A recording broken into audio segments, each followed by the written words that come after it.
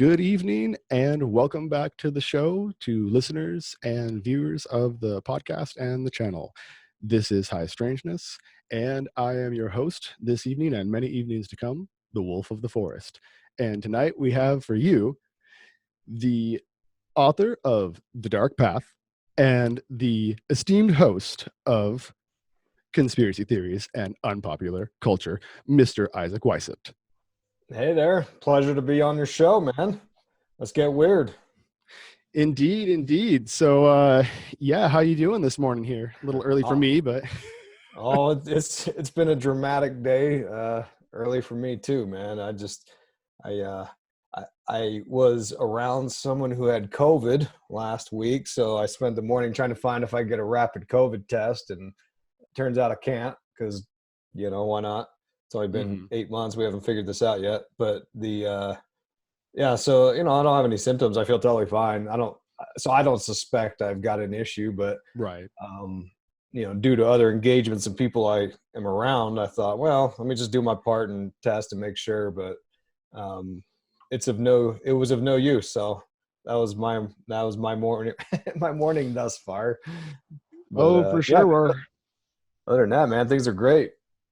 Yeah, I mean, of course, the other looming big national decision that we could get into, but I think that we're probably both kind of, all tired of that. So like Most your show, definitely. you were saying one of the other episodes on your podcast recently that, we've just, the mainstream, they will cover that, till it's dead. So, we almost kind of want to provide like a little bastion away from that to go back to the kind of things that we used to study and think about, as opposed to just this, one crazy decision that may not even have the bearing that we hope to. I don't want to say that, the vote doesn't count. I'll never believe that, but it's kind of like the old South Park thing where you're always stuck in that Scylla and Charybdis, like lesser of two evils kind of thing. So I don't know, but that would be talking about it when I said that I wasn't going to talk about it, right? So yeah, it all, every show we go there, and I to sort of touch on that idea, it's like if I watch a TV show, it's very refreshing when they don't, I'm not saying I want to bury my head in the sand and pretend things aren't what they are, but it's refreshing when the shows don't have the people wearing the masks and all that stuff, because like when it first kicked off, remember all the commercials, it was like everyone had masks, and it was like, can we not get all the visual reminders? Like, I get it, like it's fine, I need to escape from this for a minute, good night. So it's refreshing when you see so that's why I don't really focus on that or politics too much on my show, because it's like there's other people are surely like me where they're just like, Jesus, I don't want to hear this anymore. Give me a break. Yeah, it kind of gets into a lot of the stuff that you talk about with kind of the Hollywood, what's the kind of catch-all moniker, the MK Ultra kind of thing, the predictive programming, it all kind of fits into that, when you almost kind of have to stop with anything like the Super Bowl or anything that gets pushed to that degree. Especially these days, it used to be a little more nuanced, but there's just this overt kind of messaging and everything, and that was before 2020 that people were kind of waking up to that, where they're like, man, the halftime show is kind of, I mean, it's interesting, but it's just a little bit weird. And this is like, the people that aren't quite aware of all of the weird occult undertones and everything. So it's like so overt that people can't escape it even with that. But yeah, I suppose getting into straight the strangeness that I had kind of spoken to a little bit when I reached out to you.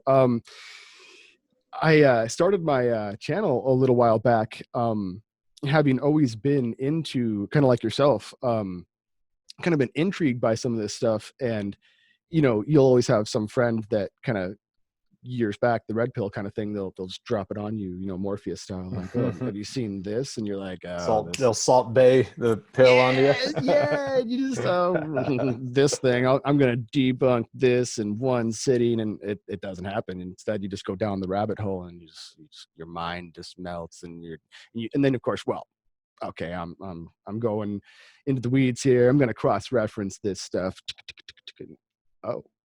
Oh. And then, of course, we all go through that when you find that a lot of the weirder it is and the harder you try to debunk it, the more it kind of intrinsically feeds on the validations of a lot of these weird you can't really call them conspiracies anymore, because it's just there's so many facts of things like, what if you want to get into, like, there's like anywhere from Northwoods to like Rendlesham. There's so many just weird things that impact us all, that is spun a certain way, and it always kind of seems like, we're told it's like damage control or something, but it almost ends up being that it's like this premeditated kind of like beyond predictive programming. But like are you familiar with I'm sure you are, the Illuminati playing cards kind of Oh thing? yeah, Steve Right, Jackson. that Yeah. exactly, that kind of thing, where it's like, man, this is almost like a plan to a T, decades Yeah. in advance kind of thing, spooky stuff. But yeah, so I had kind of gotten clued into all of that kind of stuff pretty young, and it kind of gets you to where you're, like I said, you're kind of red pilled, and it gets you really skeptical of a lot of these narratives. But you always kind of have to do your research, but keep like one foot rooted in I don't want to say reality, but like in normalcy, where you can't just go full tilt, even if it's like the moon landing type stuff, or whatever the most extreme, the flat plane, any any of it, no matter how far you go with it, you always kind of, once you're done with the rabbit hole, you kind of have to like bring it back and retain that skepticism. But the more of it you look into, the weirder it does get. And then when you start to find these like solid proofs, it just it makes it where you can kind of like never go back. You can never take the blue pill again. You can never kind of see, or you can never unsee what's been seen, as they say. So yeah, I got into a lot of the weirdness, and then I guess I'll just kind of start in reverse, kind of reverse engineer it, go backwards.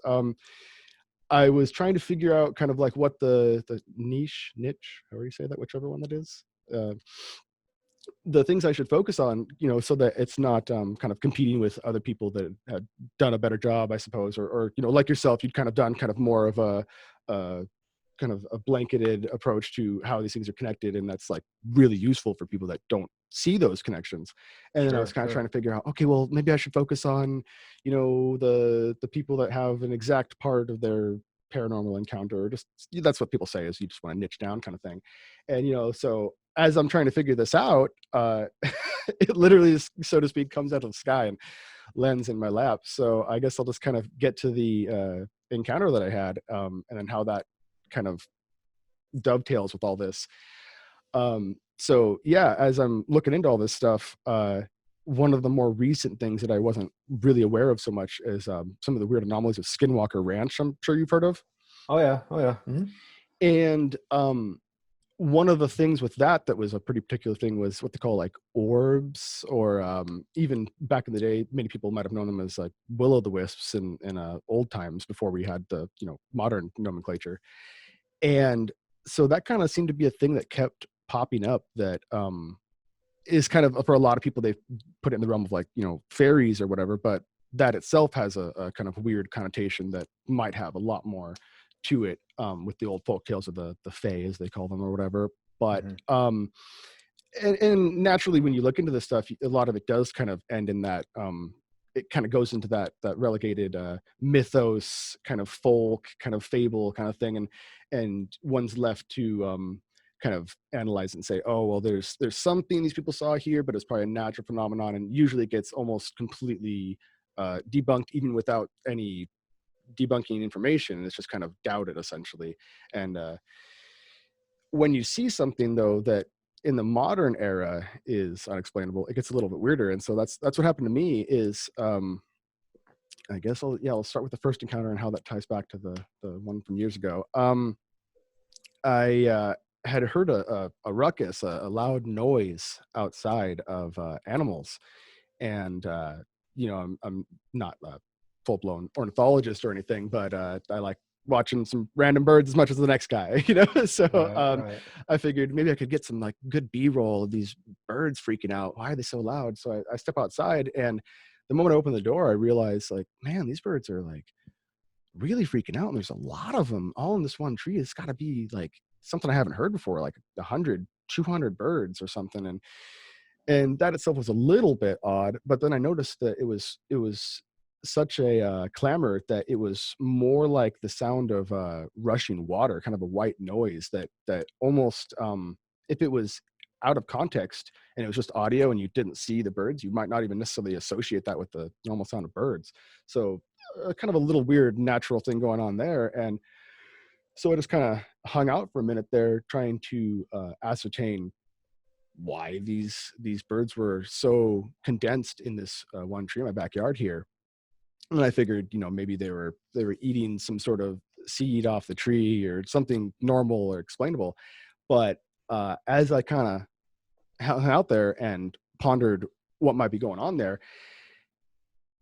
these orbs slowly ascended out of the pine tree. So I don't know, the pine tree had to have been about maybe like 100 feet or something. It was about 3/4 of the way up. So I don't know, 75 feet altitude. They were pretty close and not too high up when I got a good look at them. And the reason I didn't start filming immediately is because I wasn't sure what I was seeing.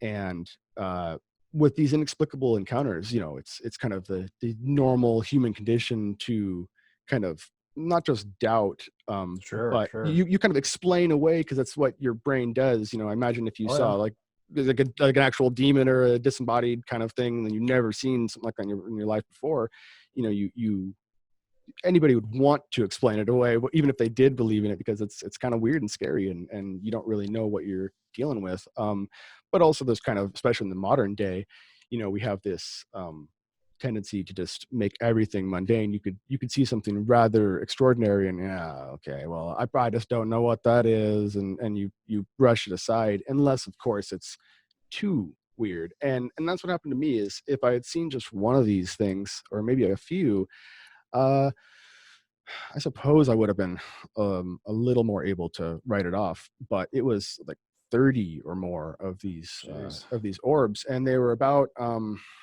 basketball or soccer ball in size. And all I can really reference is those Japanese glass buoys. No, Japanese glass buoys, Yeah, like yeah, it's like, so or I can see maybe fish underneath, or what? that's kind of cool. I didn't think about that. I didn't think about being able to see through the displacement of the water surface. But no, you'll maybe they're Chinese. Maybe I'm misquoting here, but they're kind of like when you blow glass. They're these orbs, and they're, like I said, about that same size. So it's a pretty good reference. And it's just the old buoy, because they used to not have the modern materials, and they used to just trap the air inside the glass orb, and then they'd kind of protect it from getting shattered with a kind of a web or a net of knotted rope. And then they just throw those out around the nets, and then that would be their flotation buoy. Oh, And okay. so they just kind of look like a crystal ball kind of thing. And that's essentially what these looked like, was floating crystal balls. Only the way I can distinguish them, and the reason I kind of looked at this and said, oh, that's not normal, is my brain said, oh, somebody just released balloons, like for gender reveal or wedding or any of that kind of thing. Sure. Only as I'm looking, okay, well, these aren't balloons because they don't have the little the attachment at the bottom where you would actually pucker it and tie it shut to hold the balloon.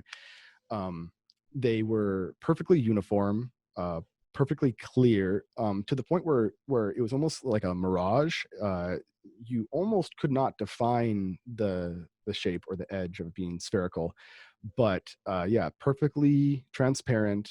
um, and so I knew right away, okay, so this isn't a balloon, and nor did they really ascend quite at that regular height of a helium balloon, because those are actually pretty consistent. They actually all would go, you could watch videos or recreate it like a Mythbuster style. You could try to debunk it yourself, and you're going to get pretty much the same results, even on a different windy day, all this kind of stuff. So they're moving a little bit weird. They're moving a little bit too slow for normal balloons or anything like that. And so I thought, well, okay, maybe there's some sort of bubbles from like some big bubble machine, something I don't know about. I just assumed it was something I wasn't aware of. And they almost had that kind of slick quality that a bubble does. However, bubbles kind of warble and warp as the, you know, they're so thin that surface tension or whatever kind of, you know, any little bit of the wind will misshape it. And as these orbs ascended, they were all perfectly uniform. There was absolutely no distortion in their shape, and they also didn't have the you know, when motor oil gets in like a mud puddle and you get that kind of Yeah. rainbow, like, yeah, Like, the bubbles have that kind of, like soap bubbles have that yeah, like kind of, rainbowish sort of slick. yeah, Yeah. yeah. And they Yeah. had kind of the slick, almost kind of glass or water kind of aspect, but not the rainbow. They were just perfectly clear. And so I definitely didn't know what I was looking at there. And then as it came to be that they were slowly, almost like the speed of like something underwater, like more like not like the movement of a jellyfish being like jerky, but just that kind of that pace of like very, very slowly. So I thought maybe this is some sort of drone, but again, that was just, I was grasping for, you know, please don't be aliens in my backyard kind of thing. Right, right. So as soon as I got my wits about me, I, you know, knocked on the window, you know, get the wife's attention, you know, hey, I need a second pair of eyes on this. Am I just seeing something that isn't there? Like I just immediately like, okay, scientific, I need to get witnesses so that I'm not just hallucinating. I need a, you know, second corroborated second opinion here. And she looked out the window and, okay, no, this is definitely weird. um Did you guys get footage or photos or anything like that? yeah, I think Oh, okay. I believe I emailed you a link to the one I posted on my YouTube channel, and it's only like 40 seconds of footage, unfortunately. But yeah, so I brought her out. I was like, okay, so you're seeing this too. I'll I was pull like, it up. okay. Yeah, And I'm gonna pull it up while you're talking. Go ahead, man. okay, cool. Yeah, and I still hadn't filmed because I was still kind of in this like denial state of like, okay, I know I'm seeing something weird here, but is this something to film? I don't know about that. And then as soon as she confirmed, like, no, I see this. This is weird. And they just kept ascending. They kept ascending.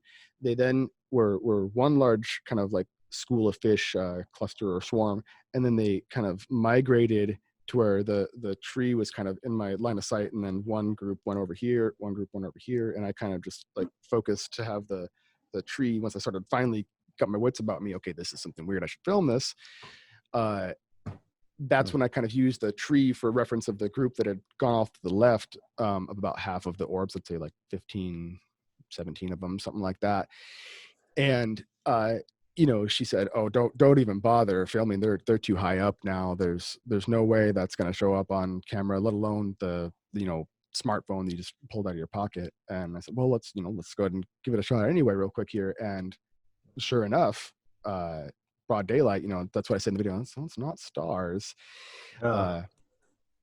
And they began doing maneuvers because, you know, still being rather skeptical, you know, healthy skepticism, you know, we shouldn't just assume like, oh, that's aliens at any, you know, weird potential shadow person that could just be like, you know, your eyelash in your periphery kind of thing, right? Right. But when you exhaust all of the terrestrial technological normal avenues of explaining it, then you kind of start to go into the weird technology, paranormal, aliens, dimension, anything like that could kind of put it into that framework.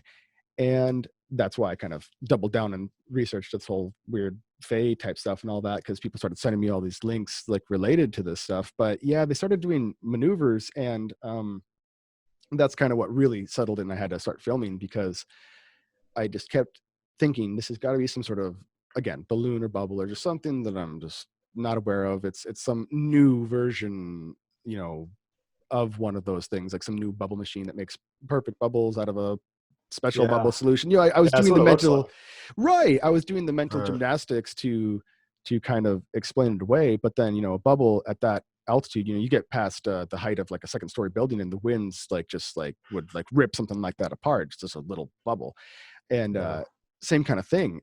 I was expecting if it was a mundane balloon release that, these balloons are going to basically catch the currents of the wind, and then I'm going to be able to kind of observe them, behaving in a normal manner that the wind would dictate for balloons. And when that didn't happen, and instead they began doing maneuvers, I was like, okay, wow. And I still kind of didn't want to have what they call, what is it, like psychosomatic, where you're kind of giving a feedback loop. You're looking for something, so you're seeing it, Yeah, like confirmation bias sort of thing, right? Yes, indeed, exactly. That's, you got it. I didn't want to kind of do that sort of thing, but it just got weirder and weirder because they did the telltale, impossible maneuvers of quick acceleration, immediate deceleration, things that with our current technology we don't have, that can do like a 180 kind of thing, like You're right. stop Yeah, and turn back. like the gravity would tear you apart or whatever. Right. Some sort of anti-gravity type thing where it's like, the physics would crush anything that we have with our current understanding. So it clearly would have to have something else. And that's where it got pretty weird, because as I watched, and then the second witness agreed that there was an intelligence to the movement of the orbs. It was even, I guess it's not quite scientific to say that they were playful in nature, but I mean, that's what I can describe it as. They were, I wouldn't say mischievous, but I was trying to find the best words when I saw it. But there was kind of, I see now why whatever this phenomenon is and how people tried to explain it in the past as like fairies and things like that. I see how that lore kind of came about. You think these were more conscious entities, like a fairy or something, than I by just, the way it moved, maybe? yeah, essentially. Okay. And I'm not saying that I necessarily like, oh, this is what this is, but Sure. I don't even know. I have a little bit of framework from, again, like I said, researching some of these kind of things that are loosely related, like yourself, that are, anything that's occult, or could this fit into this kind of thing? Yeah, And right. and I had some of that knowledge, but then, like I said, I wasn't quite certain. But then people just started, posting these things once I had gone on a local show to kind of be like, hey, a guy that covers this kind of stuff, that covers like, anything from like conspiracy and like, weird government programs that, we don't necessarily get, like Black Ops type stuff, that we're kind of kept in the dark for, what do they say, 20-25 years. Yeah, that's generally what they say, Right. So whether it's that or genuinely off world or anything like that, so I went on his show and kind of just threw it up there, and a lot of people, why didn't you go to the news? Like, well, I don't know what this is. I'm not going to assume that it's newsworthy. It's definitely weird worthy. It's definitely conspiracy stuff, but Yeah. I wasn't jumping to any conclusions and assuming. But at the same time, though, like I said, once I had kind of watched, and it's unfortunate I didn't get the footage of the beginning of the encounter, because that would have been just the next level. But yeah, a lot of people started sending me kind of some context on this stuff, and yeah, so a lot of people mentioned the Fae kind of thing and everything, but kind of going back to the potential ET kind of thing, somebody sent me this really compelling documentary that was for the most part centered around a group of people that do filming of this kind of stuff in Mexico City. And it was pretty eye-opening, because towards the end there's a little bit more fantastical footage that's like, I've never even seen anything like a weird kind of snake looking formation thing like in the sky. But that's where it gets a little more extreme. But the beginning of the bulk of the documentary is really intriguing, because it focuses more on these orbs. I think it was called like spheres, or the enigma of the spheres or something. And it has to do with this commonality of, like I mentioned, how these orbs, or even sometimes light orbs, like Skinwalker Ranch, there's a lot of these documented cases beyond just the folklore of the Fae and all that, which is easier to dismiss. It's another thing when they send down like an FBI team to Skinwalker Ranch, and these guys are like, oh, we saw this stuff. That's very credible, and it kind of lends a new level of investigation to the whole thing. So yeah, people were sending me that kind of stuff, but yeah, I don't want to jump to that conclusion that it was absolutely sentient itself, because that would make sense. And like I said, I could see how people would assume that. But now in our modern era, we have drones, and we have remote technology, so we have kind of some understanding of, if it was, say, obviously there's terrestrial drones, we have that ourselves, but Yeah, where was this located at that it happened? right in my backyard, right here in Tacoma, Washington. Oh, okay. I don't know. I haven't heard of any, like, I don't know, experimental DARPA labs up there, but who knows, right? Well, I mean, I live pretty close to JBLM. That's a joint Air Force and Army base. That's pretty Oh, big, and that's not too far away at all. But yeah, talking to some people about that, I'd kind of said, the whole weird experimental drone angle, that's just not something that would be tested over, civilian airspace. It would be in a lab, a controlled, safe airspace, not just for safety, but because they don't want just Joe Blow getting a hold of the cutting edge, black ops type stuff that even Russia doesn't know we have, or whatever, right? yeah, right. But I guess so. Yeah, we could kind of explore that for a second here. On that note, there was the only thing that I had for reference of kind of the drone angle was the reason I went on that guy's channel to show the video instead of the news was that about a week or two before I had seen this, and this is 2 months ago at the end of August, uh, he had done a video covering an article about some Army, I believe it was, patents for get this. Do you remember Terminator 2, the liquid dude? Oh, yeah. Okay, yeah, I T2, saw him in T2. Vegas one time, by the way. Oh, nice, right?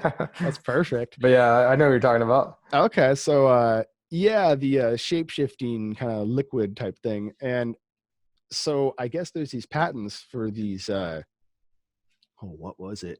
They were Terminator style shape-shifting self-healing drones, and it was something where they had like a liquid polymer over the shell or something, and it could essentially just kind of like, you could get a like crack or a break in it, and that liquid could just kind of reheal over that faulty part kind of thing.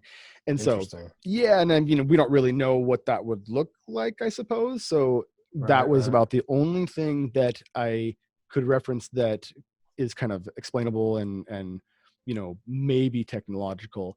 But no, beyond that, I would have to say that it would either be, like you said, sentient itself, or piloted or remotely controlled by something that was sentient. So Hmm. that's all I could say, is that it almost certainly had a intelligence behind it, or potentially, like you said, within it, which would be Yeah. kind of like ET, or more of the paranormal, spiritual, dimensional kind of thing.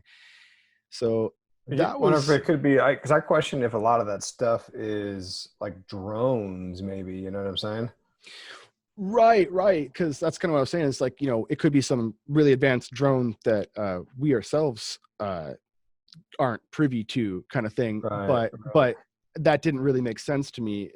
Like you said, it would make it more sense that it was like a kind of like spores, Hmm. that whatever these entities, if assuming that that's what that is, that yeah, they would send out unmanned, maybe even some sort of weird kind of like more in the realm of like Transformers, kind of like a organic drone kind of thing, that's not necessarily a Hmm. biological life form, but like Oh, okay. Yeah, I dig like a it. yeah, like a conduit for, maybe they can just directly see through it, or they can maybe kind of like put their consciousness in the thing to kind of be like a disposable drone avatar. Like, what was that, Yeah. John Carter of Mars, where he kind of had the copy body, so he could kind of astral travel to that other planet, Mars, I guess. Yeah, there's ideas of that. Bob Lazar said that in his documents that um, they referred to. He said they, in the documentation he had read, had referred to the humans. Um, I forget the language they used. Something about how the humans were the containers for the souls, meaning like they wanted to actually, they need us for the souls, which would fit in line with some of the ideas of like automaton drone type entities, or like how the Greys seem to be sort of like soulless creatures by some accounts. So like that's one idea, is like that these things are kind of like drone like things, and they need a human soul to animate, which, I mean, you can go down the line to David Icke's theories about the Archon shapeshifters, and wherever you want to go with that, you know what I mean? Oh no, that's actually kind of how this perfectly dovetails with all this stuff. Yeah, the kind of Greer consciousness type thing that Oh definitely yeah. ties in.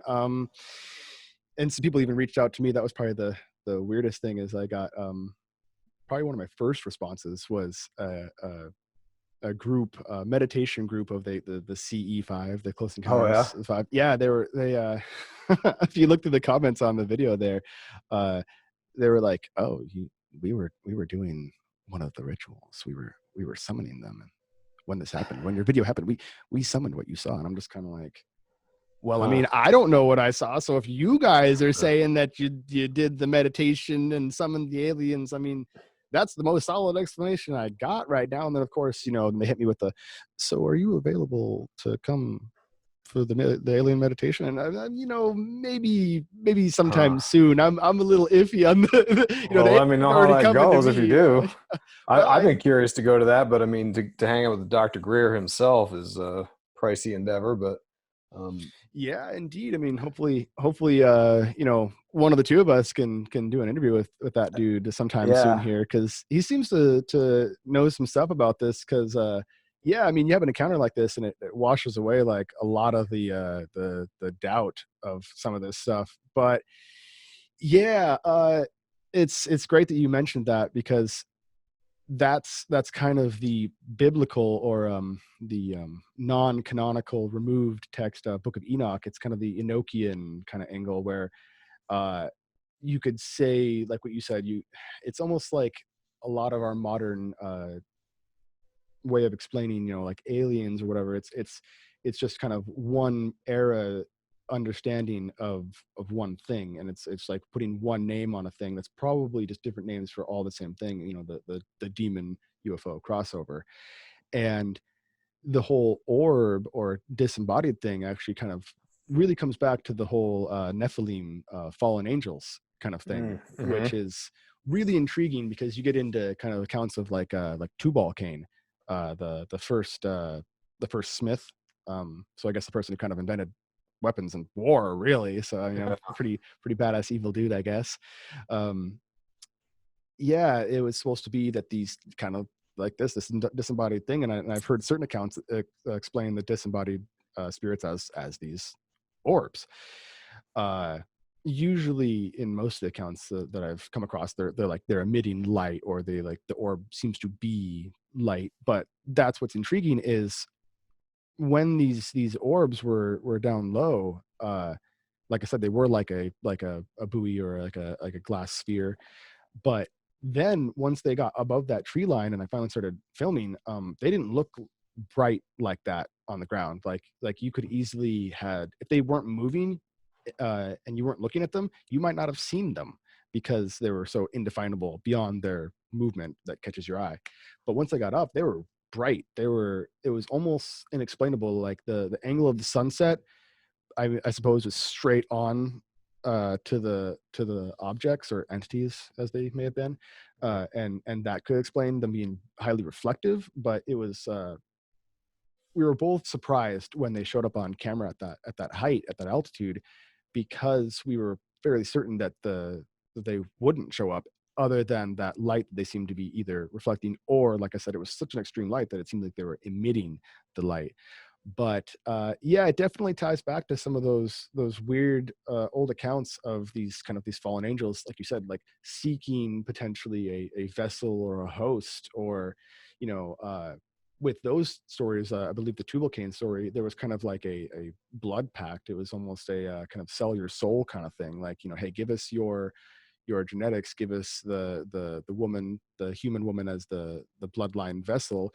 And the kind of exchange or curse, if you will, is like the bloodline of Cain, as they say, that forever after they had that knowledge, or they had kind of the fruit of knowledge.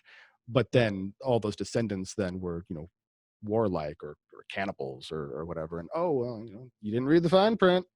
Right. So Yeah, that seems to be the catch. Is like they give you the free will, but then they got to like sort of get your buy-in on it. I guess, right?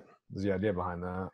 For sure, for sure. But I guess oh boy, looks like we're already rolling up. I'm gonna have to let you run back to your Oh normal yeah, life soon here. But unplug from the yeah, UFO world for a minute. right, right. So yeah, I mean, I've got more accounts and more strange encounters that we can definitely get into another time real soon here. Yeah, That kind of definitely.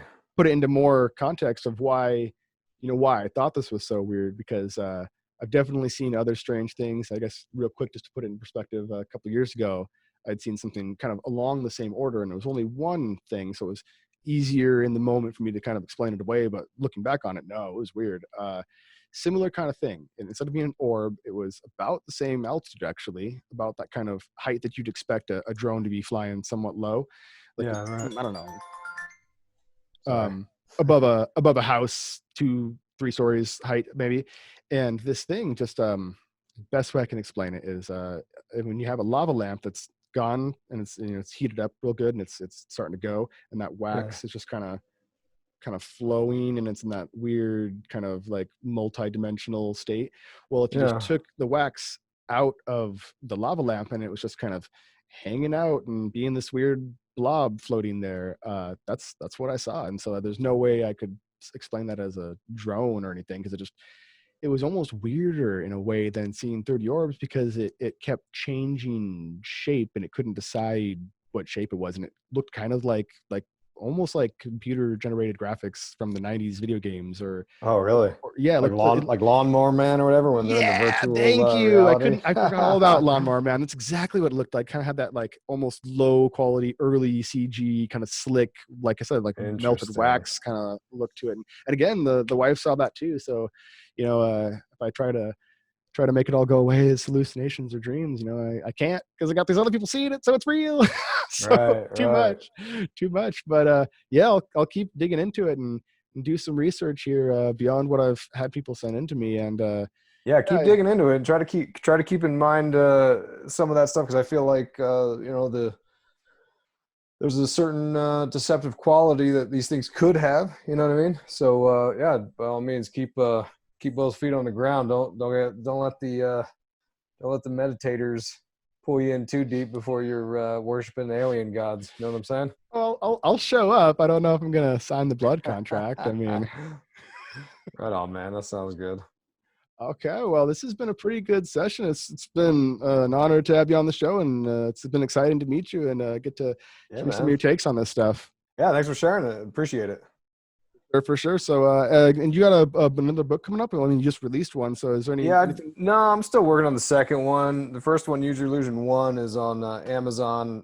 It'll be on Audible any day now. Yeah. That goes through the ideas of like how the aliens could be manifested through our thoughts and our beliefs. And then the second one, Use Your Illusion 2, is going to be basically just a bunch of film analysis of like the predictive programming and how we got here over the years. So yeah, and I'm working Yeah. on that. That'll be out in late 2021 probably. Okay, cool. Yeah, I need to watch the what was it, Raised by Wolves is what it's called, the Ridley Scott Yeah, one. Yeah, I need to yeah. watch that, and then I need to get that all in my brain so I can see your Yeah, it's heavy duty, analysis. man. It's heavy Yeah. duty. All right. And then you're going to be doing your audiobook, so it's going to be kind of like almost like a hybrid between the book and the show. That's right. Yep, yep, Oh man, I look yep. forward On to it. Audible. Yep. That's perfect, dude. So I guess I'm not the only one. A bunch of us got to look forward to more of this stuff, because yeah, I'm glad that you do the work you do. And it's beyond entertaining, because I know a lot of people are into this kind of in that spooky kind of weird way, but there's a Yeah. lot of real stuff to this, and it definitely is kind of the man behind the curtain in a way, so to speak. This is the narrative below the narrative. So yeah, I Right really on. appreciate you doing the work you do, and I look forward to more talks in the future sometime here. Cool, man. Thanks. Sounds good. Appreciate it. Yeah, have a good evening, man. All right. See ya. Take it easy.